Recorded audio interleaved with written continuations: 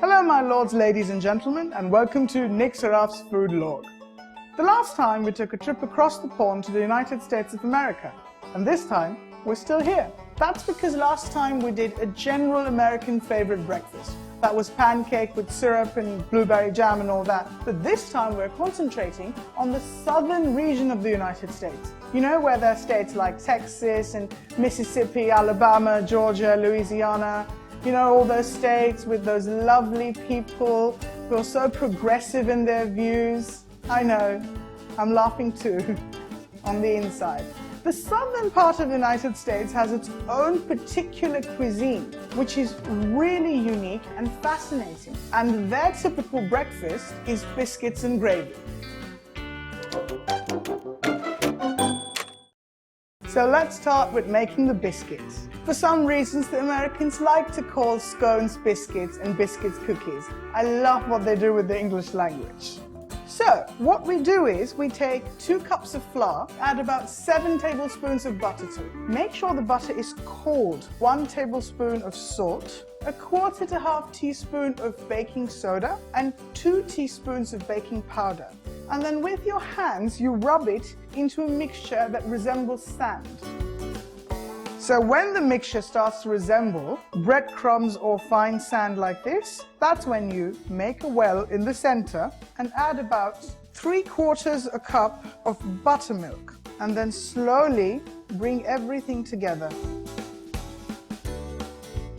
When all the dough comes together, dust the surface with some flour, very lightly place the sticky dough, and then on this surface, knead it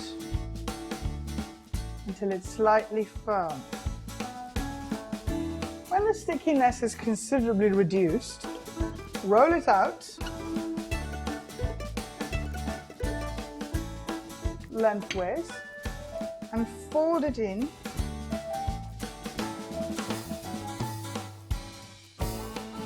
Dust with some more flour so that it doesn't stick. Turn it around and repeat the process thrice.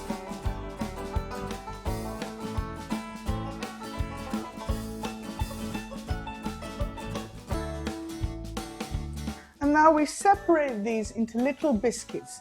This dough should make around 8 to 12 of these biscuits.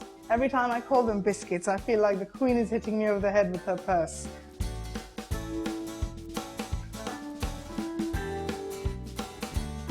The biscuits can actually be rolled out and then cut with cookie cutters. But what I feel is if you take little bits of the dough and just roll them up with your hands, it's more rustic and it gives more of a southern feel to it. So that's just how I like to do it. So make sure that when you place them on the tray, they're placed with a certain amount of distance between each biscuit, because since they have baking soda, they're going to expand a bit in the oven when they get cooked. Also, what I have used to line the tray this time instead of paper is a silicone mat. It's a better alternative to the paper because nothing sticks to it and it can be reused for as many times as you want.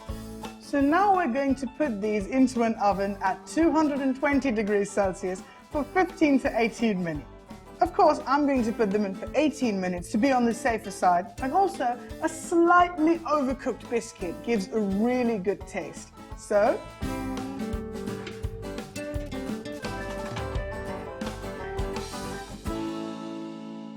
now we move on to the gravy. The gravy I'm going to make today is a Kentucky-style bacon gravy.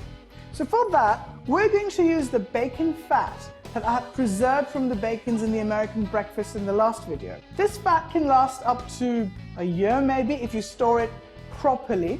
Now what we're going to do is very similar to making a white sauce, but with bacon fat along with the butter. This is going to give the gravy this beautiful bacon flavor that is going to make me drink it right off the saucepan, which I shouldn't do because, you know, heart disease kills. Heat up a pan on medium heat and pour in all of the bacon fat. So the bacon fat was about 40 grams. And now we're going to add 210 grams of butter. So when all the butter and the bacon fat has completely melted, take a whisk And then you add a similar quantity of flour, so 250 grams of flour, to the butter. Of course, you must be wondering why I'm using grams and ml again instead of cups and tablespoons. Well, I just got tired of it. So when the flour and the butter come together, which is called a roux in French, by the way, to the hot roux we add a liter of cold milk. And then we keep whisking until the milk boils and the roux is completely dissolved in the milk, and we have a thick white gravy. We must constantly whisk this to avoid forming lump. And then we add a good amount of salt, a good amount of black pepper, and some nutmeg.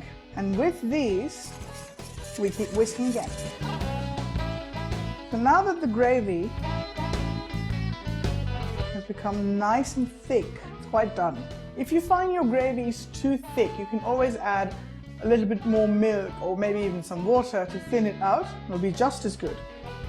Also, we're going to take the biscuits out of the oven and see how they've turned out. So come on down.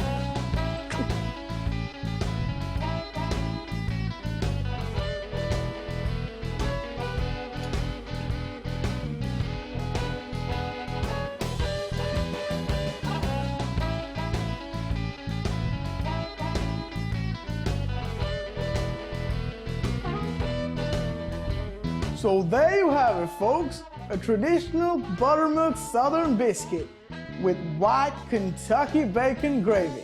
Enjoy, yo!